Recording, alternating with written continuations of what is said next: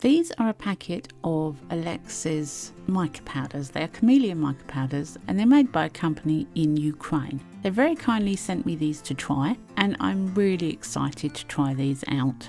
There's lots of different colours in here and the names of the colours are absolutely gorgeous. So I'm really looking forward to seeing if the colours match the names. I hope they do. They are really amazing.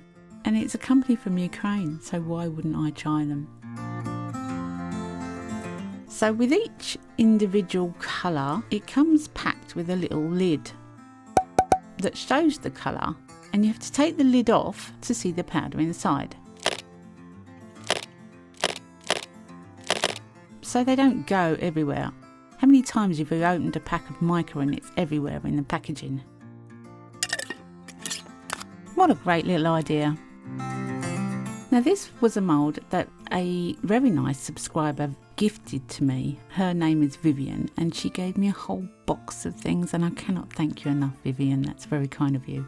I did already have one of these moulds, so I decided to use both. So I'm going to be putting all of the colours from this Alexis pack onto these moulds.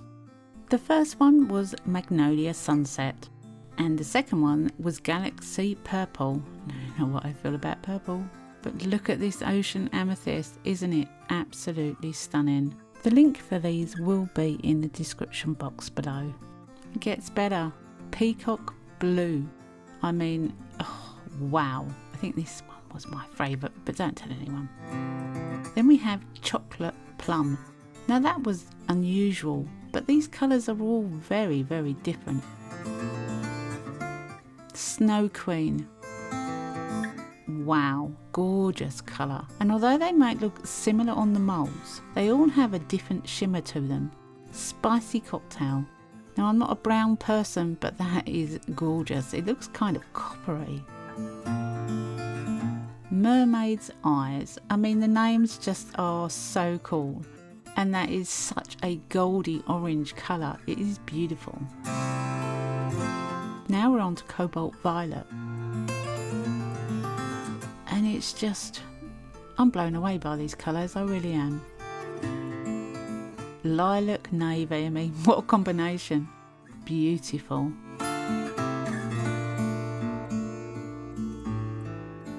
Oh dear, it's green, but Living Earth, it actually is a really, really lovely colour, even though I don't like green.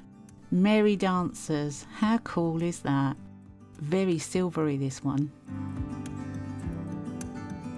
Interference Blue, well, we know what Interference Blue is, but it's always nice to have an Interference Blue in a pack, isn't it? And Haldy Brown. Now, brown isn't something I would usually associate, but this again has got a goldy tint and it's gorgeous. Forest King. Actually, one of my favourite colours, believe it or not. It's quite bluey green and it's gorgeous. Carmine Red. Now red is a difficult colour, but this one's really sweet.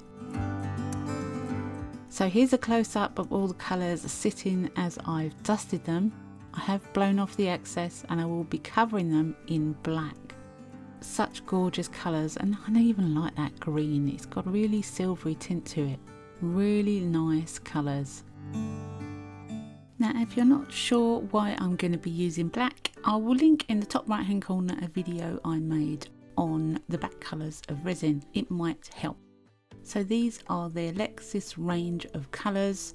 They are all stunning. I will be doing so much more with these. I have plans and I've already started some projects. Gorgeous, sparkly, colour changing pigments.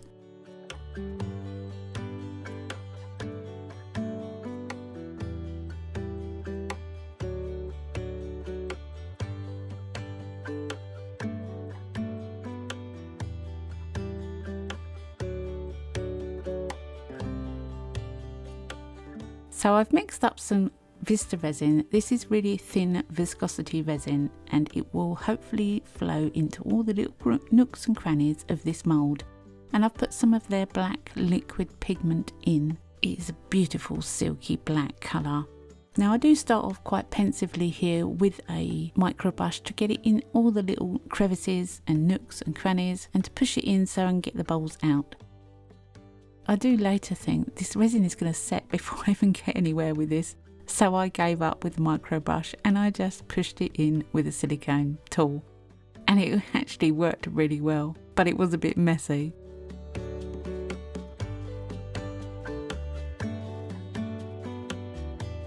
I went over the top with a flat instrument just to get off the excess because I didn't want any resin on the top parts, only in the little lines. And you'll see why later. 24 hours later and it's time to take it out of its mould. I was actually a little bit worried about it because it was quite bendy, but that's because of the amount of resin in there. It's going to be quite bendy because there's nothing there really. It's really, really thin. There were a few pieces that I had to get rid of on the back, but I just went round with a little knife and took them out. And the colours are absolutely stunning. Bright, vibrant and gorgeous.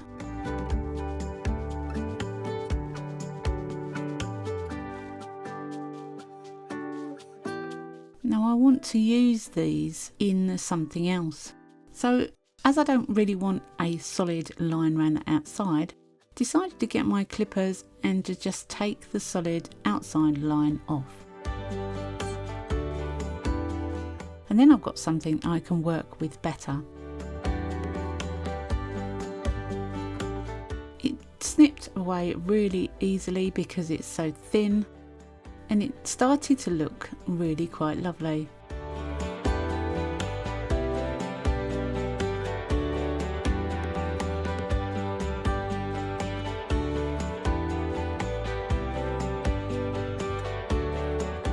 Again, this is another mould that Vivian sent me.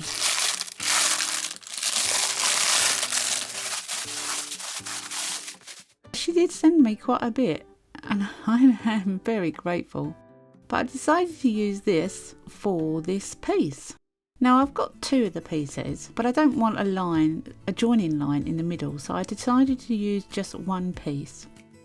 And then I went round the outside to round it off and to get rid of any jagged edges. And I did faff a little bit here, but you know, I like making things right. I like them to look how I want them to look. And I didn't want any half circles, so I got rid of all the little pieces too.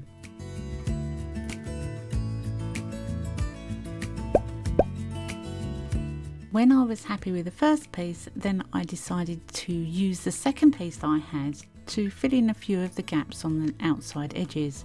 So I marked it with a marker and I cut round a semicircle.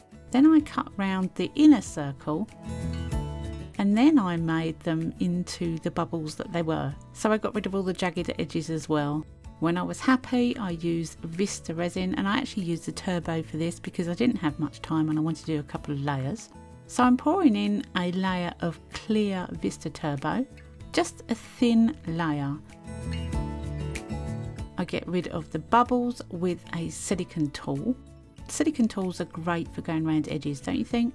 And for the little sticky up bits for the holes that you hang it up with. I don't know, I'm not very good at describing things sometimes, but I think you know what I mean. Squirted it with isopropyl alcohol to get rid of the surface bubbles and left it for about an hour. Then was time for me to just place the bubble effect gently on top of the resin. I wanted it to sit inside the resin, but I didn't want it to sink. So I just placed it on top of it, and because it's so light, it sat really nicely. I did that with the edges as well, and I actually did put another piece in the top right hand corner where there was a space. I did that about an hour later and it still sat there really lovely, so I was happy with that.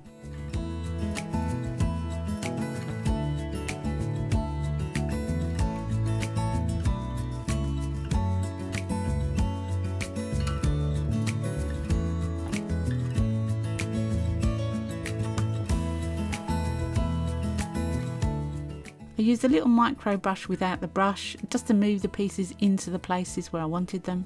And like I said, I did add another piece in the top right hand corner off camera, and then I let them cure. Now I only let them cure for about 3 hours and then I went to do my second layer. I'm using citrine from Pearlex and some really vibrant rainbow neon lemons glitter from Yvonne at Resin Supplies then. It's a UK Facebook group that sells everything to do with resin, so if you haven't heard of them and you're in the UK, go check them out. This glitter is absolutely amazing. I've never seen anything sparkle so much, and I will be giving you some close-up clips to see the sparkle happen because it is literally mind-boggling. And what a bright yellow it is. This is just resin and glitter, that's all that's in here. I put the entire bag in the resin, so yeah, might need some more of that, Yvonne. Now with the citrine, I just mixed it with the resin and I'm going to mix the two together in a haphazard fashion. Just pouring it in and letting it do its thing. Now I know one of them is neon and one of them is standard, but it's amazing how two yellows can be such different colours, isn't it? But I'm really looking forward to seeing how these turn out. This is the back, you know it's the back, but I'm really excited to see this colour, how it turns out, how it merges together. I do fluff it around with the stick a little bit, but I know it's not going to stay because it's just been poured. Still pretty though. Now this is where I use the isopropanol alcohol to get rid of surface bubbles, and this is where I thought I'd give you a close-up. Look at that sparkle. Absolutely gorgeous. The camera doesn't do it justice either, really doesn't. So yeah, check out Resin Supplies then. It's a little Facebook group, like I said. It's independently run and I'll put the link in the description box below. So I cover it up and leave it to cure. 24 hours later and I'm so excited to see this one. I know it was fast curing resin, but I still left it overnight and I'm so excited.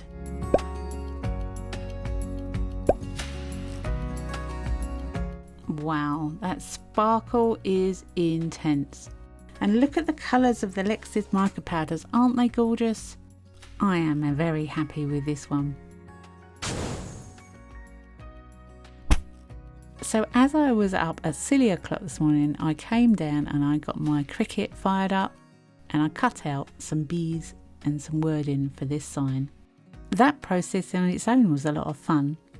And if you want to know a little bit about Cricut, I'll link a video in the top right hand corner when I first got my Cricut. But I am so happy the way this sign has come out. I am over the moon. The Alexis powders, I have more things planned for them. I've already started some products that I was going to put in this video, but it would have been way too long. So that will be in an up and coming video. I hope you've enjoyed this one. I hope you love the results as much as I do, because I really do love the results. My husband said it was difficult to read the sign, but I think that's perfect because you have to stare at it to see it and you'll see the sparkle and the gorgeous colours of Alexis powders. Don't forget to subscribe if you haven't done so already, and a thumbs up is really appreciated. It does help my channel out, and if you share it, I'd love you forever. Anyway, come back and see me next week because you never know what I'm going to be up to. Have a great week, happy crafting, and bye for now.